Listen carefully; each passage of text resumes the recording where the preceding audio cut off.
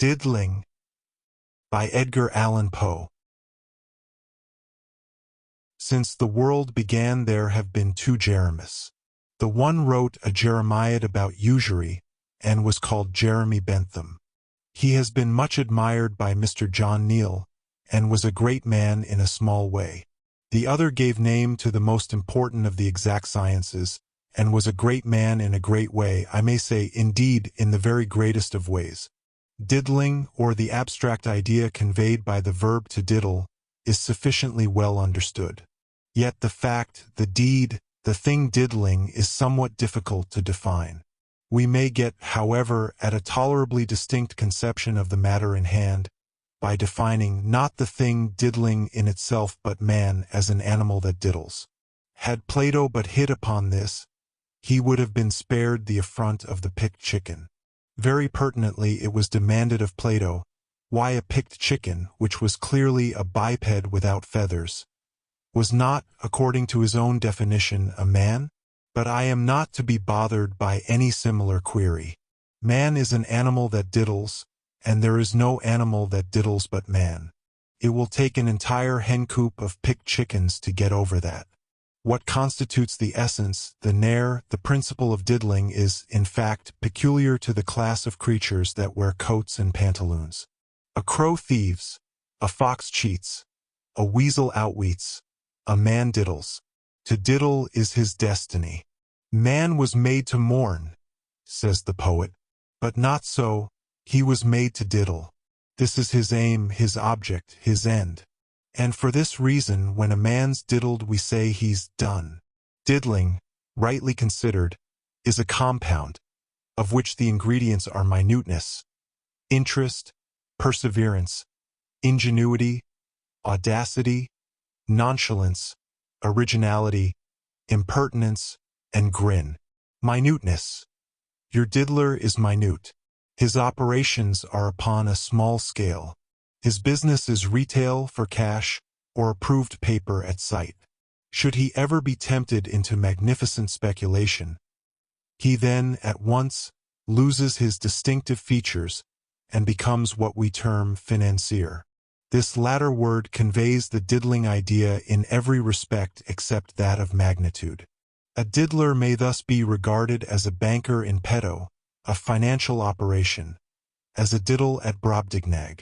The one is to the other as Homer to Flaccus, as a mastodon to a mouse, as the tail of a comet to that of a pig. Interest. Your diddler is guided by self-interest. He scorns to diddle for the mere sake of the diddle. He has an object in view, his pocket and yours. He regards always the main chance. He looks to number one. You are number two, and must look to yourself. Perseverance. Your diddler perseveres. He is not readily discouraged. Should even the banks break, he cares nothing about it. He steadily pursues his end, and ut canis accorio nunquam absterrebitur uncto, so he never lets go of his game. Ingenuity. Your diddler is ingenious. He has constructiveness large. He understands plot. He invents and circumvents. Were he not Alexander, he would be Diogenes. Were he not a diddler, he would be a maker of patent rat traps or an angler for trout. Audacity. Your diddler is audacious. He is a bold man. He carries the war into Africa. He conquers all by assault. He would not fear the daggers of Freiherren. With a little more prudence, Dick Turpin would have made a good diddler. With a trifle less blarney, Daniel O'Connell. With a pound or two more brains, Charles XII. Nonchalance. Your diddler is nonchalant. He is not at all nervous. He never had any nerves. He is never seduced into a flurry. He is never put out unless put out of doors. He is cool, cool as a cucumber. He is calm, calm as a smile from Lady Berry. He is easy, easy as an old glove or the damsels of ancient Baiae. Originality. Your diddler is original, conscientiously so. His thoughts are his own. He would scorn to employ those of another. A stale trick is his aversion. He would return a purse, I am sure, upon discovering that he had obtained it by an unoriginal diddle. Impertinence. Your diddler is impertinent. He swaggers. He sets his arms akimbo. He thrusts his hands in his trousers pockets. He sneers in your face. He treads on your corns. He eats your dinner, he drinks your wine, he borrows your money, he pulls your nose, he kicks your poodle, and he kisses your wife. Grin. Your true diddler winds up all with a grin. But this nobody sees but himself. He grins when his daily work is done, when his allotted labors are accomplished, at night in his own closet, and altogether for his own private entertainment. He goes home. He locks his door.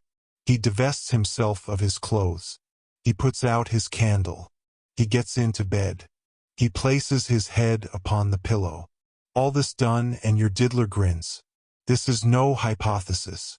It is a matter of course. I reason a priori, and a diddle would be no diddle without a grin. The origin of the diddle is referable to the infancy of the human race. Perhaps the first diddler was Adam. At all events, we can trace the science back to a very remote period of antiquity. The moderns, however, have brought it to a perfection never dreamed of by our thick-headed progenitors. Without pausing to speak of the old saws, therefore, I shall content myself with a compendious account of some of the more modern instances. A very good diddle is this. A housekeeper in one of a sofa, for instance, is seen to go in and out of several cabinet warehouses. At length she arrives at one offering an excellent variety. She is accosted, and invited to enter, by a polite and voluble individual at the door. She finds a sofa well adapted to her views, and upon inquiring the price, is surprised and delighted to hear a sum named at least 20% lower than her expectations. She hastens to make the purchase, gets a bill and receipt, leaves her address, with a request that the article be sent home as speedily as possible, and retires amid a profusion of bows from the shopkeeper. The night arrives and no sofa. A servant is sent to make inquiry about the delay. The whole transaction is denied. No sofa has been sold, no money received, except by the diddler, who played shopkeeper for the nonce. Our cabinet warehouses are left entirely unattended, and thus afford every facility for a trick of this kind. Visitors enter, look at furniture, and depart unheeded and unseen. Should anyone wish to purchase, or to inquire the price of an article, a bell is at hand, and this is considered amply sufficient. Again, quite a respectable diddle is this. A well-dressed individual enters a shop, makes a purchase to the value of $1, finds, much to his vexation, that he has left his pocketbook in another coat pocket, and so says to the shopkeeper, "My dear sir, never mind, just oblige me, will you, by sending the bundle home? But stay, I really believe that I have nothing less than a $5 bill, even there. However, you can send $4 in change with the bundle, you know." "Very good, sir," replies the shopkeeper, who entertains at once a lofty opinion of the high-mindedness of his customer. "I know fellows," he says to himself, "who would just have put the goods under their arm, and walked off with a promise to call and pay the $1 as they came by in the afternoon." A boy is sent with the parcel and change. On the route, quite accidentally, he is met by the purchaser, who exclaims, "Ah, this is my bundle, I see. I thought you had been home with it long ago. Well, go on. My wife, Mrs. Trotter, will give you the $5. I left instructions with her to that effect. The change you might as well give to me. I shall want some silver for the post office." "Very good. 1, 2, is this a good quarter? 3, 4, quite right. Say to Mrs. Trotter that you met me, and be sure now and do not loiter on the way." The boy doesn't loiter at all, but he is a very long time in getting back from his errand, for no lady of the precise name of Mrs. Trotter is to be discovered. He consoles himself, however, that he has not been such a fool as to leave the goods without the money, and re-entering his shop with a self-satisfied air, feels sensibly hurt and indignant when his master asks him what has become of the change. A very simple diddle indeed is this. The captain of a ship which is about to sail is presented by an official-looking person with an unusually moderate bill of city charges. Glad to get off so easily, and confused by 100 duties pressing upon him all at once, he discharges the claim forthwith. In about 15 minutes, another and less reasonable bill is handed him by one who soon makes it evident that the first collector was a diddler, and the original collection a diddle. And here, too, is a somewhat similar thing. A steamboat is casting loose from the wharf. A traveler, portmanteau in hand, is discovered running toward the wharf, at full speed. Suddenly, he makes a dead halt, stoops, and picks up something from the ground in a very agitated manner. It is a pocketbook, and, "Has any gentleman lost a pocketbook?" he cries. No one can say that he has exactly lost a pocketbook, but a great excitement ensues when the treasure trove is found to be of value. The boat, however, must not be detained. "Time and tide wait for no man," says the captain. "For God's sake, stay only a few minutes," says the finder of the book. "The true claimant will presently appear." "Can't wait," replies the man in authority. "Cast off there, d'ye hear?" "What am I to do?" asks the finder in great tribulation. "I am about to leave the country for some years, and I cannot conscientiously retain this large amount in my possession. I beg your pardon, sir." Here he addresses a gentleman on shore. "But you have the air of an honest man. Will you confer upon me the favor of taking charge of this pocketbook? I know I can trust you, and of advertising it. The notes, you see, amount to a very considerable sum. The owner will, no doubt, insist upon rewarding you for your trouble." "Me?" "No, you. It was you who found the book. Well, if you must have it so, I will take a small reward just to satisfy your scruples. Let me see. Why, these notes are all hundreds. Bless my soul. 100 is too much to take. 50 would be quite enough, I am sure." "Cast off there," says the captain. "But then I have no change for 100, and upon the whole you had better." "Cast off there," says the captain. "Never mind," cries the gentleman on shore, who has been examining his own pocketbook for the last minute or so. "Never mind. I can fix it. Here is a 50 on the Bank of North America. Throw the book."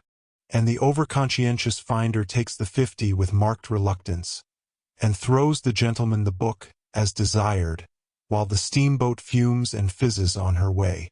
In about half an hour after her departure, the large amount is seen to be a counterfeit presentment, and the whole thing a capital diddle. A bold diddle is this. A camp meeting, or something similar, is to be held at a certain spot which is accessible only by means of a free bridge.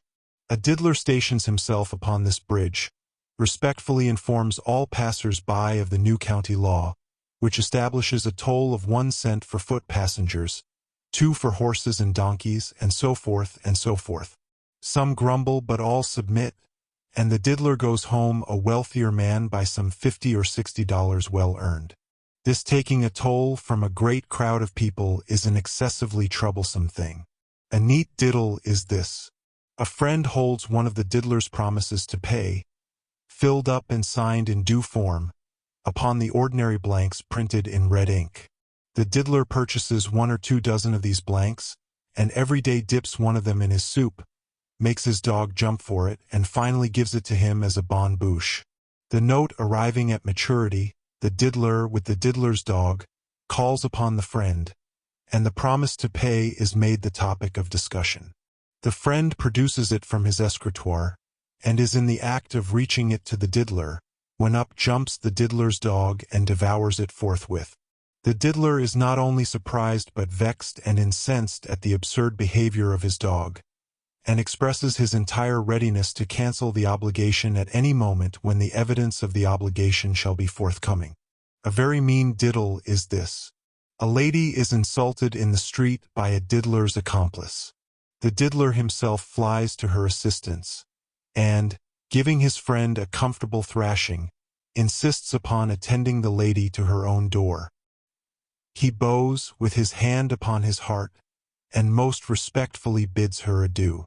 She entreats him, as her deliverer, to walk in and be introduced to her big brother and her papa. With a sigh he declines to do so. "Is there no way, then, sir," she murmurs, "in which I may be permitted to testify my gratitude?" "Why, yes, madam, there is. Will you be kind enough to lend me a couple of shillings?" In the first excitement of the moment the lady decides upon fainting outright. Upon second thought, however, she opens her purse strings and delivers the specie. Now this, I say, is a diddle minute, for one entire moiety of the sum borrowed has to be paid to the gentleman who had the trouble of performing the insult, and who had then to stand still and be thrashed for performing it. Rather a small but still a scientific diddle is this. The diddler approaches the bar of a tavern and demands a couple of twists of tobacco. These are handed to him, when, having slightly examined them, he says, "I don't much like this tobacco. Here, take it back, and give me a glass of brandy and water in its place." The brandy and water is furnished and imbibed, and the diddler makes his way to the door. But the voice of the tavern keeper arrests him. "I believe, sir, you have forgotten to pay for your brandy and water." "Pay for my brandy and water? Didn't I give you the tobacco for the brandy and water? What more would you have?" "But, sir, if you please, I don't remember that you paid me for the tobacco." "What do you mean by that, you scoundrel? Didn't I give you back your tobacco? Isn't that your tobacco lying there? Do you expect me to pay for what I did not take?" "But, sir," says the publican, now rather at a loss what to say. "But, sir." "But me no buts, sir," interrupts the diddler, apparently in very high dudgeon, and slamming the door after him as he makes his escape. "But me no buts, sir, and none of your tricks upon travelers." Here again is a very clever diddle, of which the simplicity is not its least recommendation. A purse or pocketbook being really lost, the loser inserts in one of the daily papers of a large city a fully descriptive advertisement. Whereupon our diddler copies the facts of this advertisement with a change of heading of general phraseology and address.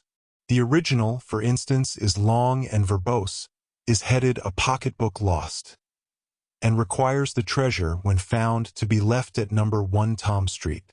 The copy is brief, and being headed with "Lost" only, indicates number 2 Dick or number 3 Harry Street as the locality at which the owner may be seen. Moreover, it is inserted in at least 5 or 6 of the daily papers of the day, while in point of time, it makes its appearance only a few hours after the original. Should it be read by the loser of the purse, he would hardly suspect it to have any reference to his own misfortune. But, of course, the chances are 5 or 6 to 1 that the finder will repair to the address given by the diddler, rather than to that pointed out by the rightful proprietor. The former pays the reward, pockets the treasure, and decamps. Quite an analogous diddle is this. A lady of ton has dropped, somewhere in the street, a diamond ring of very unusual value.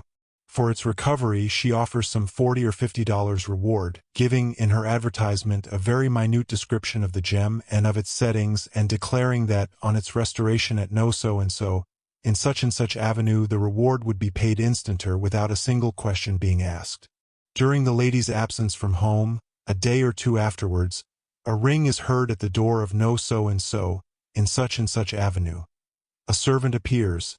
The lady of the house is asked for and is declared to be out, at which astounding information the visitor expresses the most poignant regret. His business is of importance and concerns the lady herself. In fact, he had the good fortune to find her diamond ring. But perhaps it would be as well that he should call again. "By no means," says the servant, and "by no means," says the lady's sister and the lady's sister-in-law, who are summoned forthwith. The ring is clamorously identified, the reward is paid, and the finder nearly thrust out of doors. The lady returns and expresses some little dissatisfaction with her sister and sister-in-law, because they happen to have paid $40 or $50 for a facsimile of her diamond ring. A facsimile made out of real pinchbeck and unquestionable paste. But as there is really no end to diddling, so there would be none to this essay, were I even to hint at half the variations or inflections of which this science is susceptible. I must bring this paper, perforce, to a conclusion, and this I cannot do better than by a summary notice of a very decent, but rather elaborate diddle of which our own city was made the theater, not very long ago, and which was subsequently repeated with success in other still more verdant localities of the Union. A middle-aged gentleman arrives in town from parts unknown. He is remarkably precise, cautious, staid, and deliberate in his demeanor. His dress is scrupulously neat, but plain, unostentatious.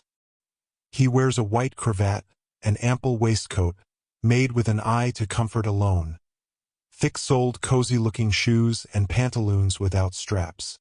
He has the whole air, in fact, of your well-to-do, sober-sided, exact, and respectable man of business, par excellence, one of the stern and outwardly hard, internally soft sort of people that we see in the crack high comedies, fellows whose words are so many bonds, and who are noted for giving away guineas in charity with the one hand, while, in the way of mere bargain, they exact the uttermost fraction of a farthing with the other.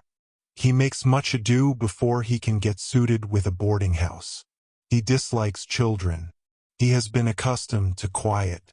His habits are methodical, and then he would prefer getting into a private and respectable small family, piously inclined. Terms, however, are no object. Only he must insist upon settling his bill on the 1st of every month. It is now the 2nd, and begs his landlady, when he finally obtains one to his mind, not on any account to forget his instructions upon this point, but to send in a bill and receipt precisely at 10 o'clock on the 1st day of every month, and under no circumstances to put it off to the 2nd. These arrangements made, our man of business rents an office in a reputable rather than a fashionable quarter of the town.